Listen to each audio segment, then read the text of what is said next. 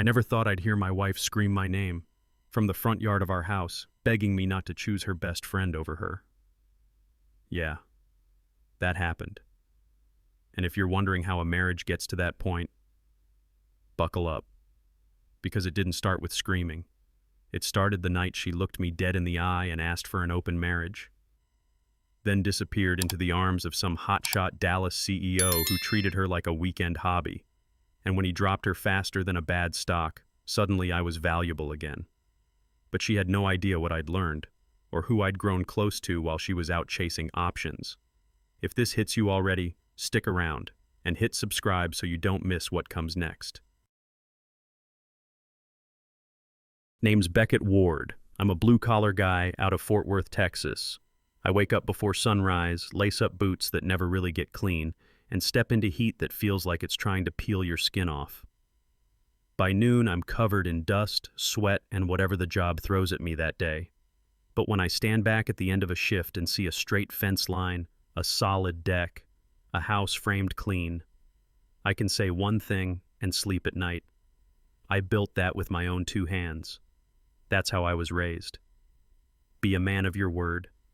You say you'll be there, you show up. You say you'll provide, you bust your ass and put food on the table. My dream wasn't fancy, just a roof over our heads, bills paid, a wife who was on my team. I honestly thought that kind of life would be enough for any woman who said, I do. And for a while it seemed like it was, at least, until Alyssa stepped into my world and brought another one with her. Her name is Alyssa Grant, PR and marketing in downtown Dallas. While I'm out there in steel-toe boots, she's walking into glass buildings in heels that probably cost more than my entire work outfit. When we first met, she used to brag about me. He actually builds stuff, she'd tell her friends, like I was some rare breed. She'd show them pictures of houses I'd worked on, fences I'd set, kitchens I'd helped remodel. I'd drag myself home dead tired, shoulders shot, and she'd be on the couch with pizza and a movie ready. I didn't need much more than that. In my head, we were building a life together, me with lumber and concrete, her with calendars and client calls. 2 different worlds, same team. I figured it balanced out. I handled the weight, she handled the polish. If you'd told me back then that one day those same downtown lights would tempt her more than the home we built, that she'd look down from some high-rise at a CEO and see a better life, I wouldn't just have laughed. I would have bet my marriage on it. Back then, I didn't think much about Alyssa's friends. But if there was one who always stood out to me, it was Rachel Hale. Rachel isn't loud. She's not the center of attention. While everybody else is clinking glasses and taking selfies, she's the one stacking plates, helping carry food, making sure the trash bag doesn't explode in the middle of the living room. I still remember Alyssa's birthday a couple years back. House full of people, music too loud, beer half warm. By midnight, most of them were gone. Alyssa disappeared to change outfits for some after-party photo, and there I was in the kitchen, up to my elbows in dirty dishes. Rachel stayed. No big speech, no offer. She just grabbed a towel, stood next to me at the sink, and started washing. For a while we didn't say much, just water running, plates clinking. Then out of nowhere she said, "You're a solid guy, Beckett. Alyssa's lucky." I laughed it off back then. Figured it was just something nice people say over suds and leftover cake. I didn't know that one line would come back later and hit like a punch to the gut when it turned out Alyssa didn't feel lucky at all. For every Rachel in the world, there's a Brianna Knox somewhere close behind. If Rachel is quiet and grounded, Brianna is the opposite. She's the loud, always single friend with a phone full of half-started situationships and a mouthful of advice about relationships she never actually keeps. Freelance social media something. Always talking about freedom, vibes, and energy. The kind of woman who posts quotes about self-love while ghosting 3 guys at once. I started noticing a pattern. Every time Alyssa said girls' night, it usually meant Brianna. Alyssa would leave in jeans and a simple top, and come home smelling like expensive perfume and rooftop bars, dress a little tighter, makeup still too perfect for midnight. I'd ask how it was, and she'd say, "Brianna and I were just talking. You know, relationships shouldn't be cages. You should keep your options open." And here's the part that makes me sick in hindsight. I laughed. I looked at this woman who couldn't hold a boyfriend for longer than a phone contract, giving speeches about commitment to my wife. I didn't realize every keep your options open was one more crack being hammered into the foundation of my marriage. One day those little cracks were going to split wide open. Then came the girls' trip to Dallas. Shopping, spa, rooftop bars, the usual script. Alyssa was excited like a kid before summer camp. New suitcase, new outfits, new perfume I'd never smelled on her before. The morning she left, I hauled her luggage out to the car, kissed her on the forehead, and told her to have fun. In my head it was simple. She works hard, I work hard, let her blow off some steam with her friends. On the drive down there, my phone started lighting up with pictures. Selfies with Brianna, cocktails with stupid little flowers in them, hotel mirrors, city lights. She looked happy, real happy. You know what was never in those messages? Not once. Miss you. Not once. Wish you were here. Back home, it was just me, leftovers straight out of the Tupperware, the dog snoring at my feet while I fell asleep on the couch with the TV still on. Nothing glamorous, just the life I thought we'd signed up for. I told myself, she deserves a break. I trust my wife. I didn't realize that weekend in Dallas wasn't just a break. It was her trying on a life that didn't include me at all. When she came back, everything looked normal on the surface. Suitcase in one hand, shopping bags in the other, that new perfume hitting me before she even crossed the doorway. She hugged me, sure, but her eyes were somewhere else. You notice that kind of thing when you've spent years studying the same face. Over the next few days, it was the small things. We'd be eating dinner and I'd look up, she'd be half smiling at her phone, fork frozen halfway to her mouth. Sometimes I'd say something and she wouldn't even hear it the first time.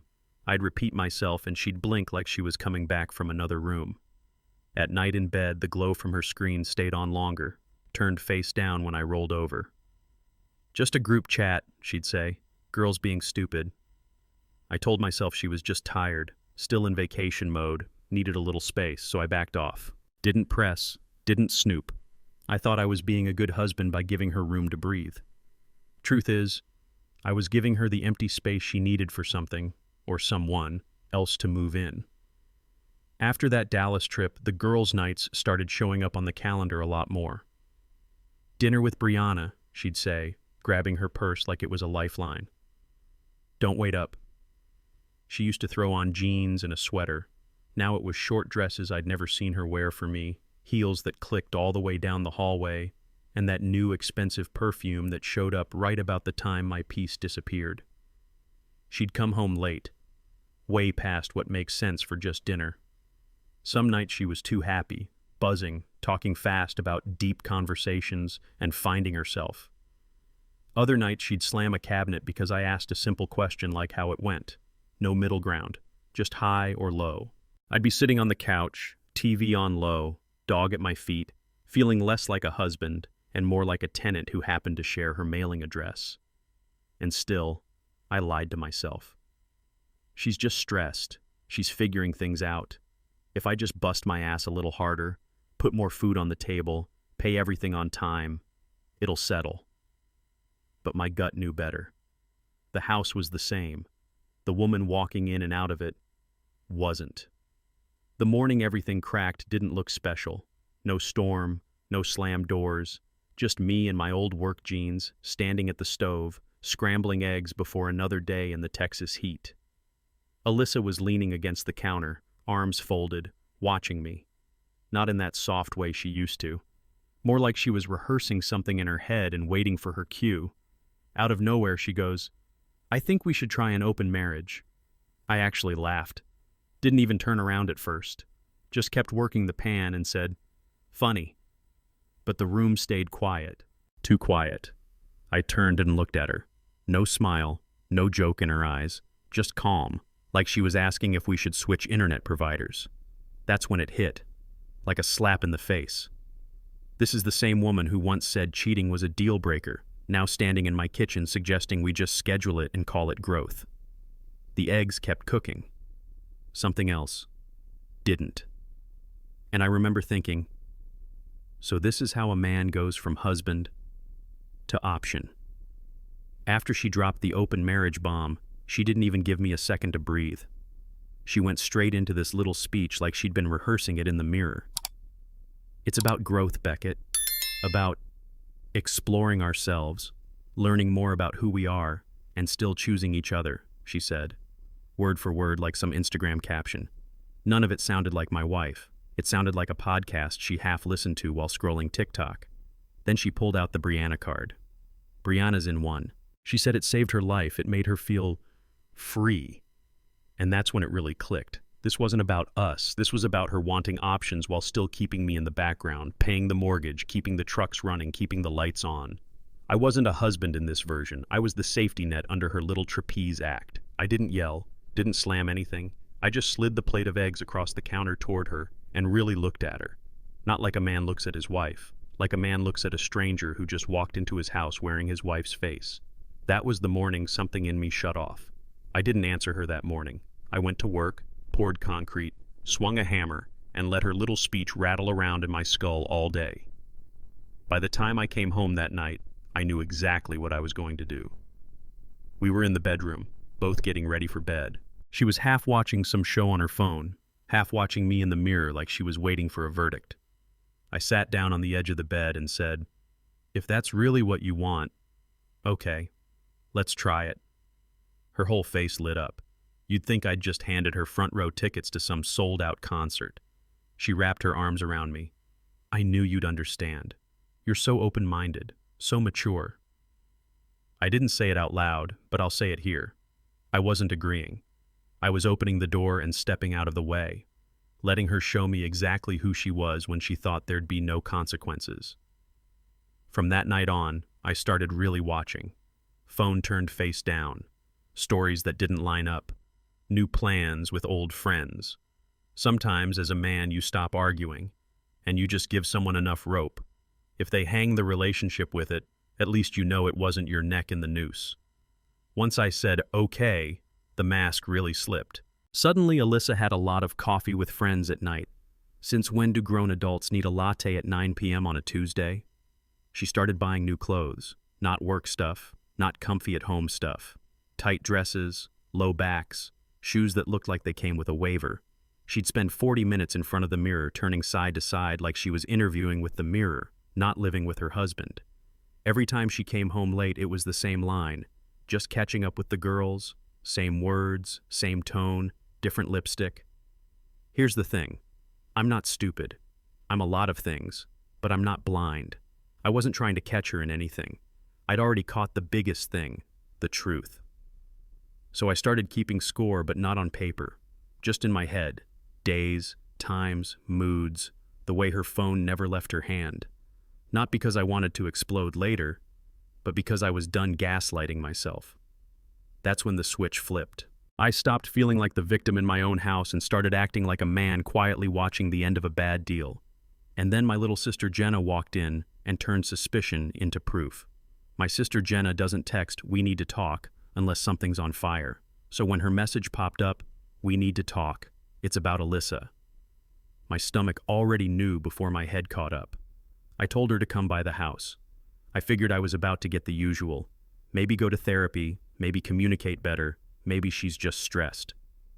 She sat down at my kitchen table, didn't even touch the coffee I poured. She pulled out her phone, opened a chat, and slid it over to me. Group messages. Names I recognized from Alyssa's little circle. And there she was, my wife, bragging in text form, talking about a tech CEO from Dallas named Ethan Colwell, talking about his car, his high-rise, his ambition, the way he understood her world. Then I saw the line that made everything inside me go quiet. If I play this right, I won't have to worry about money again. Not, I think I met someone special. Not, I'm confused, just a lottery ticket in a suit. In that moment, it stopped being a feeling, stopped being, maybe I'm overthinking this. My wife wasn't just testing an open marriage, she was trying to trade me in. And for the first time, I wasn't angry. I was ice cold. That night after Jenna left, I sat at the kitchen table with her phone screenshots on mine, just staring at one line over and over. If I play this right, I won't have to worry about money again. Not, I'm excited to meet him. Not, I feel a connection. Just, won't have to worry about money again. That's when it stopped being about sex or experiences or whatever pretty word she'd been using. She wasn't looking for passion. She was looking for an upgrade. I pictured myself out there in the rain, boots in the mud, hauling lumber, back screaming, while she's on some Dallas high-rise rooftop with a CEO in a tailored suit, drinking $18 cocktails and treating him like a lottery ticket. Jenna looked me dead in the eye before she left and said, "Watching you let her walk all over you makes me sick." It stung. Not because she was wrong, because she was right. That was the moment something in me flipped. I stopped feeling like a man who'd been hurt and started feeling like a man who'd been played. And I decided I was done bleeding and ready to start thinking. Here's what might surprise you. I didn't confront Alyssa the next day. Didn't throw the screenshots in her face, didn't pack her bags, didn't storm out. I went quiet. She kept right on with her evolving. More late nights, more Brianna dinners that somehow ended with her coming home smelling like cologne I don't own and wine I don't buy. Makeup done like she was auditioning for a different life. But something in me had changed. I wasn't pacing the floor anymore, wondering what she was doing. I watched her move, talk, lie, the way you watch someone dig a hole they're absolutely sure they'll never fall into. There's a strange kind of calm that hits a man when he finally accepts the truth. The jealousy fades, the panic dies down. What's left is cold clarity. I told myself, "You want open, Alyssa? Fine. I'll open the door and let you run as far as you can." I decided I'd let her think she was winning, let her feel untouchable, upgraded, free, because it's a hell of a lot easier to set up the ending when the other person is busy celebrating the middle. A couple days after I decided to let Alyssa win, my phone buzzed with a number I recognized but didn't see often. "Rachel, how are you holding up?" That's all it said. No emojis, no fake cheer, just a straight question. I stared at it for a minute, then typed back, still breathing, half joke, half truth. She read it and replied almost right away, "You don't deserve to be treated like this. You deserve way better, Beckett." I just sat there looking at that line. Nobody had said it like that. Most people, when they sense something's wrong, hide behind little phrases. Hang in there. Marriage is hard. Every couple has ups and downs. Rachel didn't dance around it. She called it what it was. And I don't know how to explain this, but that hit different. It wasn't flirting.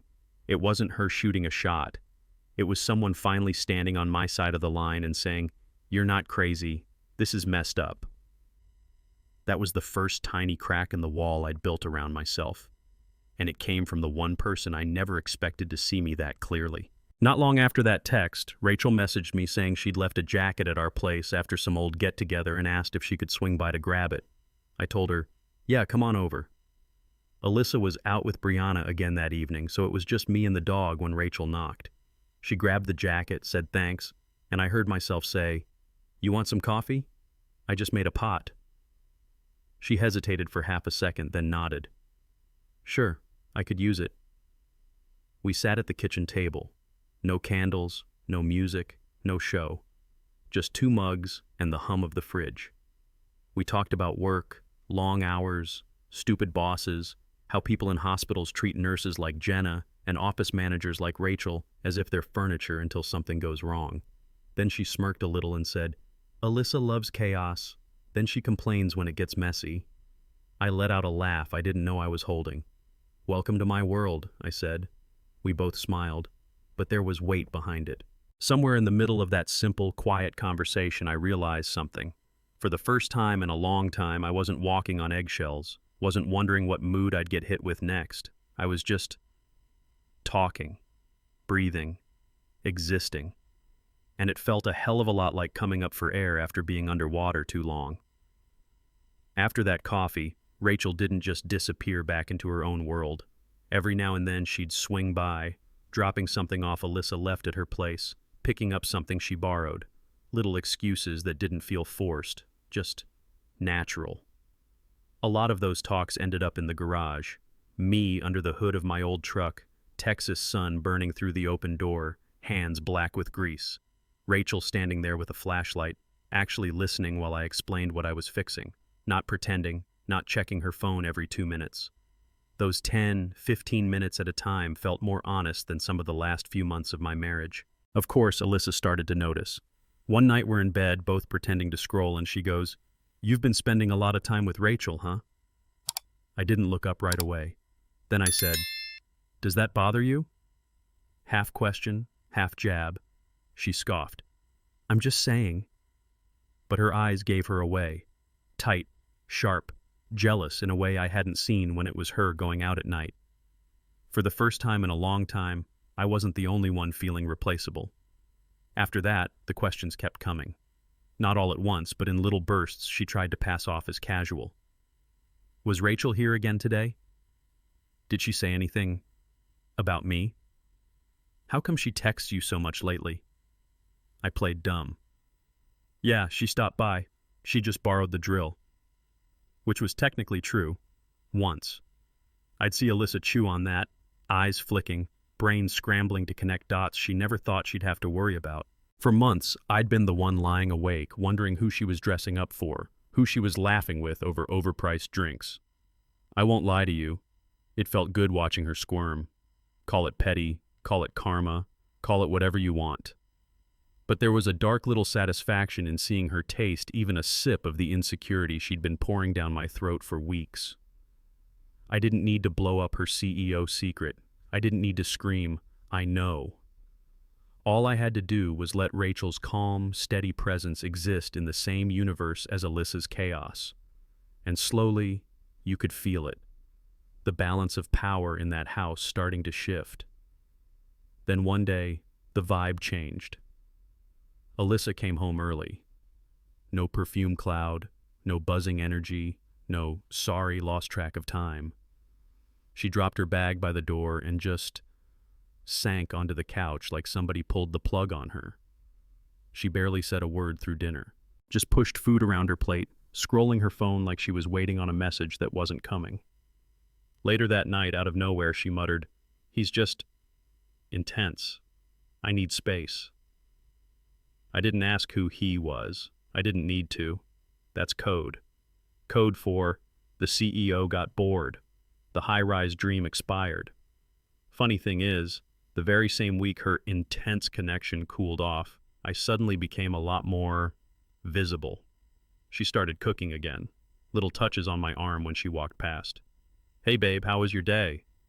Maybe we should do a date night soon. Just us." I watched it all, quiet. And one thought kept circling in my head. "You didn't miss me, Alyssa. You missed having someone there when the Tesla stopped pulling up to the valet."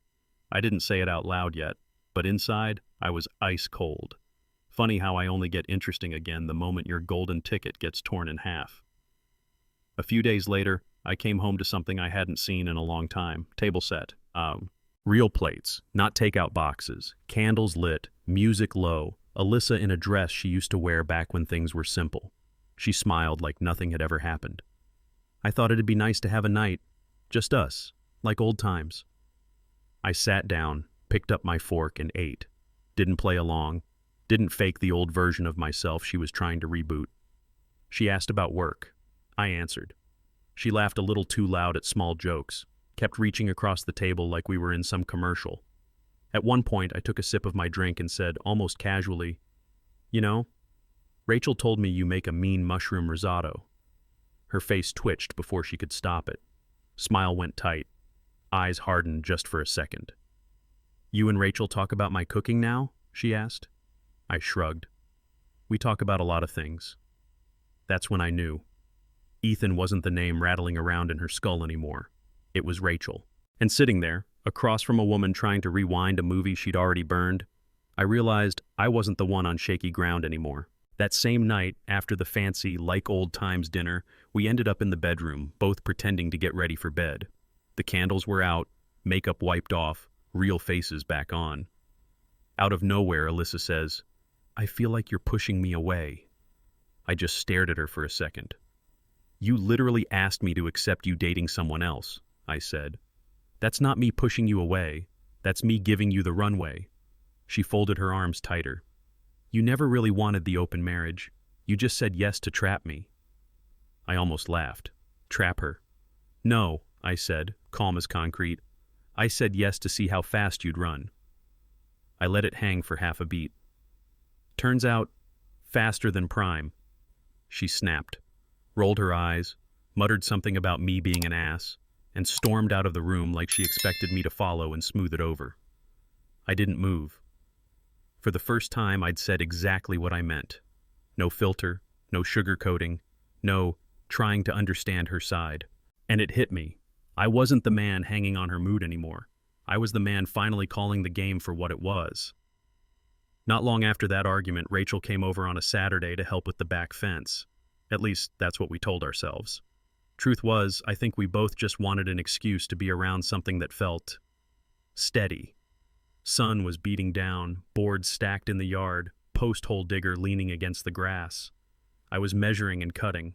She was handing me screws, holding the level, asking questions like she actually cared about how it all worked. I joked, "Careful, if you keep this up, I'm going to start charging you union rates." She laughed, tried to use the saw, nearly dropped it. "Yeah, no," she said. "I'll stick to holding the pretty orange screwdriver." It was stupid, ordinary, real. At one point I glanced up and saw Alyssa watching us from the kitchen window, just standing there, eyes locked on us. I gave a little wave. She stepped back like she'd been caught somewhere she shouldn't be. That night, she tried to start another round of drama. Questions, attitude, little digs about Rachel. But it all felt distant. Because somewhere between fence posts and bad jokes, I realized something I'd never said out loud. For the first time in a long time, I felt like I belonged more standing in the yard with my wife's best friend than I ever did sitting on the couch next to my own wife. One night, after another round of tension and half-truths, I caught my reflection in the bathroom mirror and actually stopped to look. Dark circles under my eyes, lines on my forehead that weren't there a few years ago, hands torn up from years of work, scar on my knuckles from a job gone wrong, calluses that never really go away. And it hit me.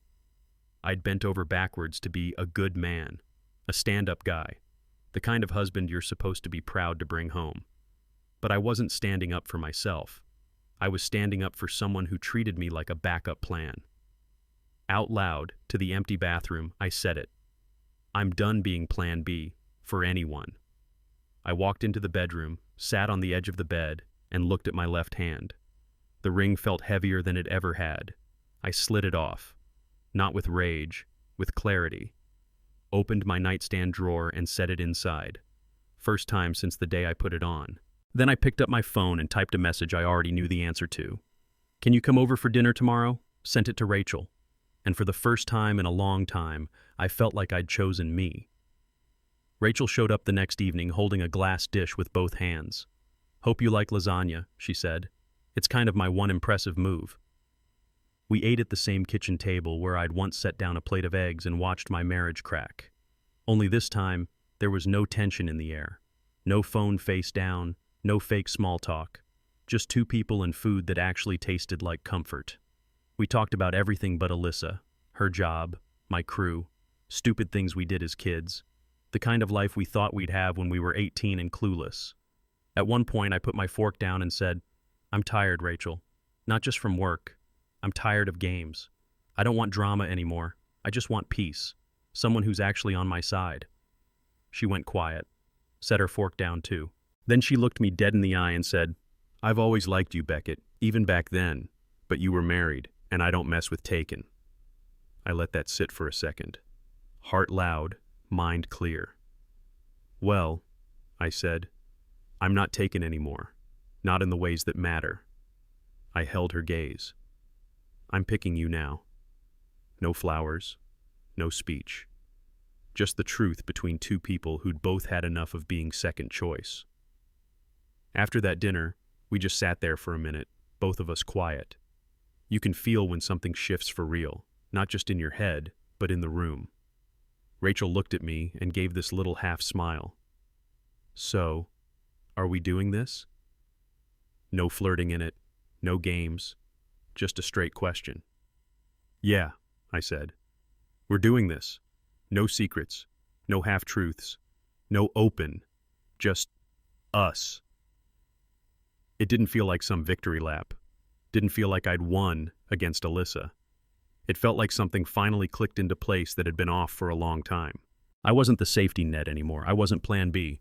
I was a man sitting across from a woman who actually chose me. Not for what I could pay for, not for the lifestyle, but for who I was when the day was over and the work boots came off. Being around Rachel felt like home. No drama, no tests, no walking on eggshells, just peace. I knew the situation with Alyssa was still a mess, waiting to be cleaned up. But for the first time, I wasn't the one afraid of losing something. Because now, I knew what it felt like to be chosen back. It didn't take long for the news to reach Alyssa's radar. Women like her can smell a shift in attention from a mile away. One evening I walked in from work and found her sitting on the couch, phone in her hand, jaw tight. TV on but volume off. She didn't dance around it. "Are you and Rachel?" She swallowed hard. "Just tell me it's not true." For once I didn't dodge, didn't soften it. "Yeah," I said. "We're together. We're official." She shot up off this couch like she'd been burned. "With my best friend? You're disgusting." I held her stare. "You gave up exclusivity, remember?" I said, voice flat. "You're the one who wanted an open marriage. I'm just doing exactly what you encouraged." I let the last word hang. Exploring. Her face twisted. Rage, shock, humiliation, all fighting for first place. But here's the truth no one tells you. The second a man stops begging for his own spot in his own marriage, that's when the person who took him for granted finally realizes he was the last person they should have pushed away. After the "we're official" bomb dropped, she ran out of rage pretty quick. Anger's loud, fear is quiet. Her voice softened, eyes glassy. "You're throwing everything away," she said. "Our marriage, our home, us." I shook my head. "No, I'm not throwing anything away. I'm just finally admitting it's already broken." She shifted again, grabbed for nostalgia. "What about everything we've built, Beckett, all these years? The memories, the plans?" I looked around the same house I'd bled and sweated for. "You're the one who bet all of that on a CEO," I said. I just stopped pretending I didn't see it. Her lip trembled. "So that's it? You just replace me?" I didn't raise my voice. "You replaced yourself," I said, each word slow. "The second you chose him over us." She didn't have an answer for that, because there isn't one. And in that silence, for the first time, she wasn't the victim of my coldness or my distance. She was just standing in the wreckage she'd set on fire herself. After a minute of pacing, wiping at tears, trying to pull herself together, she tried one last card. Her voice dropped to that soft, broken tone she used to use when we'd argue about stupid little things. "Can't we at least talk about this?" "We did," I said. "Back when you turned our marriage into a community project and called it open. That was the talk." She stared at me like she was waiting for the old Beckett to show up, the one who'd backtrack, apologize, carry the blame. He wasn't home anymore. "I want you to start packing," I said. Her eyes blinked fast, like a screen freezing. "You're not serious." "Oh, I'm serious." I stood up, walked past her, calm. "You wanted freedom. You've got it.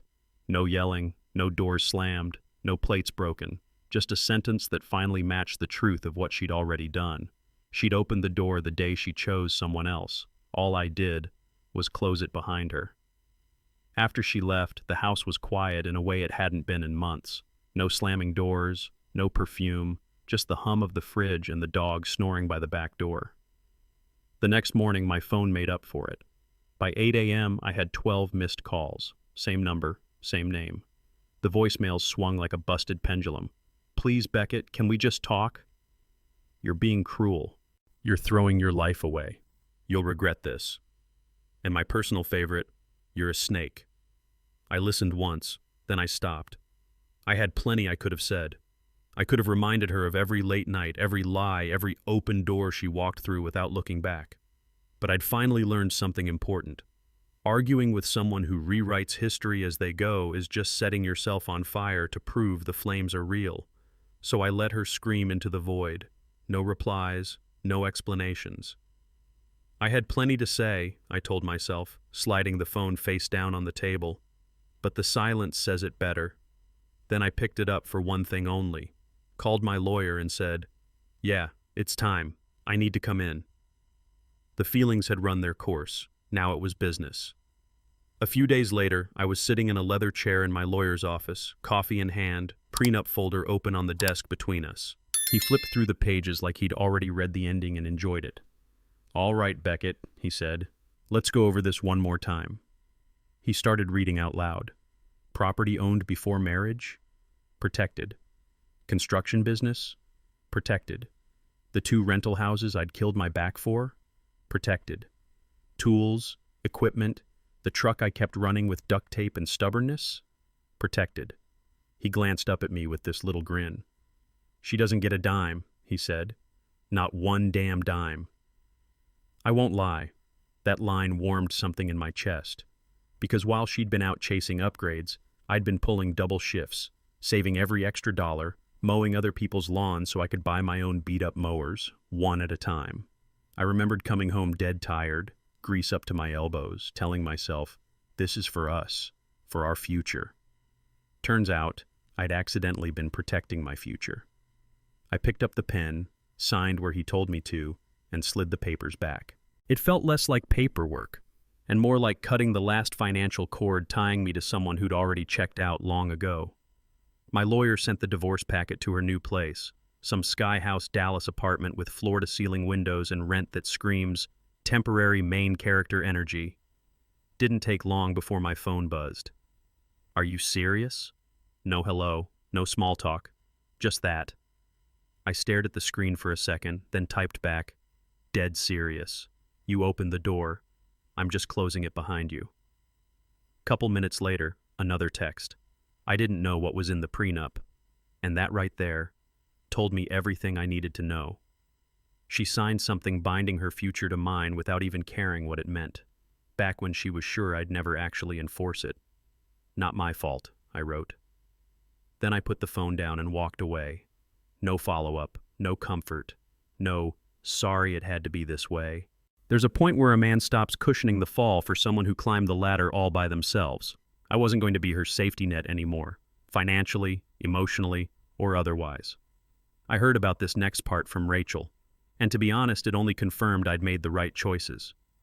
One afternoon, there was this pounding on her apartment door in Arlington. Not a knock, a pound, like someone trying to break in with their ego. Rachel opened it to find Alyssa on the other side, eyes wild, breathing hard. No hello, no calm. "You betrayed me!" Alyssa screamed. "You stole my husband!"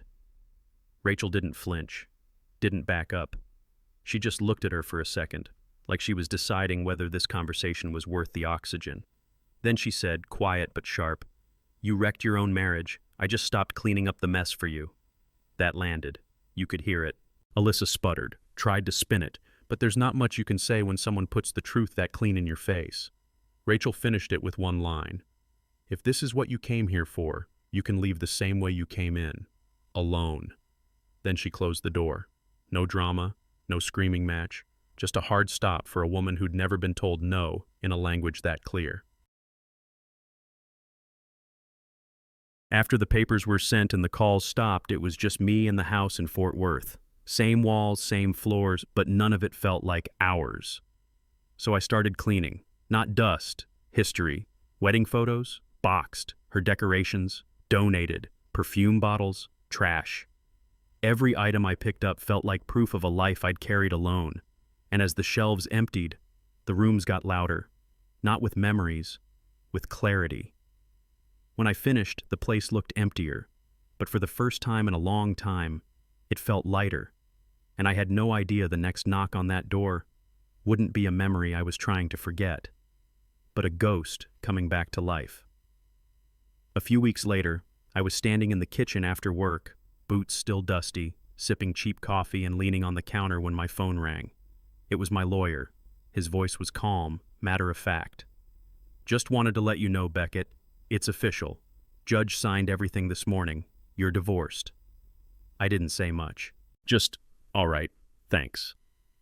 After he hung up, I stayed right where I was in the middle of that quiet kitchen. I wasn't grinning. I wasn't punching the air or breaking down or anything you see in movies. I just exhaled. Slow. Deep. Like I'd been holding my breath for years and finally remembered how lungs are supposed to work. I realized I wasn't angry anymore. Wasn't sad either. I was just done. It felt like walking out of a burning building, clothes singed, skin hot, ears still ringing, and seeing someone standing there on the sidewalk holding out a bottle of water. For me, that someone was Rachel. For the first time, I let a real thought form in my head, clear and simple. Peace. Real peace. Maybe I actually deserve this. A few weeks after everything was finalized, it was Jenna's birthday. We fired up the grill in my backyard. Burgers, ribs, cold beer, country music humming low. Rachel moved through the place like she'd always belonged, setting lights on the fence, handing me plates right when I needed them, laughing with my family like she wasn't the woman life accidentally pushed into my arms, but the one it meant for me. Standing there, smoke in the air, people I actually cared about around me, I realized this wasn't a new chapter. This was the life I was supposed to live the whole time. I caught Jenna's eye, pulled her into a hug. "Thanks," I whispered, "for telling me the truth back then." And right as I stepped back, smiling for what felt like the first time in years, someone at the gate called my name, and the entire backyard went silent. We were halfway through the last verse of a horribly off-key happy birthday when someone whispered, "Beckett, someone's at the gate." I walked over with a towel over my shoulder, expecting a late guest. It wasn't. Alyssa was standing there, sunglasses, perfect hair, and a gift bag like she was auditioning for a second chance at a life she'd already thrown away. She looked past me into the yard, her eyes landing on Rachel cutting cake with my family. And I watched it hit her. She wasn't the center of this world anymore. Not even close. Everything behind me went dead quiet. I stepped forward, blocking her view. "You're not invited," I said. This time I didn't soften it, because I finally realized who the stranger was, and it wasn't Rachel. She slid her sunglasses off, eyes red. "I want to give our marriage another chance," she said. "I made a mistake." I almost laughed, not because it was funny, but because she finally said it out loud. "You didn't miss me," I said. "You missed stability." Her lips trembled. "Can we talk in private?" "No," I said. "Whatever you're trying to fix now, you broke in public." She swallowed hard. "That's not fair." I stepped closer. "You're right," I said. "It's not fair. It wasn't fair when you chose him. It wasn't fair when you asked for open. It wasn't fair when you made me an option." Her eyes dropped. "And now?" I asked. "Now you expect a private reunion?" She didn't have an answer, because deep down, she knew the only thing coming back wasn't our marriage. It was her consequences. She stared at me like I'd just flipped her world inside out. "So you're just replacing me?" she snapped. I shook my head. "You replaced yourself. I just stopped denying it." The whole yard watched, silent, still, done with her version of the story. Then Rachel stepped up beside me, calm as a sunrise. "You were his past," she said. "I'm his present and his future." Alyssa blinked, choking on words she didn't have anymore. Rachel didn't move. "Leave," she said softly, "before you embarrass yourself even more." Alyssa tightened her grip on that gift bag, the last piece of dignity she had left, then walked away. And when that gate clicked shut, so did every door she thought she could still walk through. When the last guest left and the grill finally went cold, I sat out back in one of those cheap lawn chairs, just listening to the quiet. If you're listening to this and you're thinking about giving someone like Alyssa another chance, don't. She wanted options. She took them. She thought love came with a backup generator, something she could switch on when the shiny thing blew up. It doesn't. Listen to me on this part. You are not a safety net. You are not Plan B. You are a man who works, bleeds, shows up. You deserve somebody who actually has your back when nobody's watching. I didn't hit the jackpot. I just stopped trying to fix what wanted to stay broken. And I found a woman who saw my worth, stood in my corner, and a life where I can finally breathe without apologizing for it. That's my story. If any of this hit you in the gut, do me a favor. Share this video with another man who needs to hear he's not plan B. Drop a comment. Whose side would you really be on in this? And if you want more stories like this, subscribe and stick around. Remember, choose yourself first, before someone else chooses you last.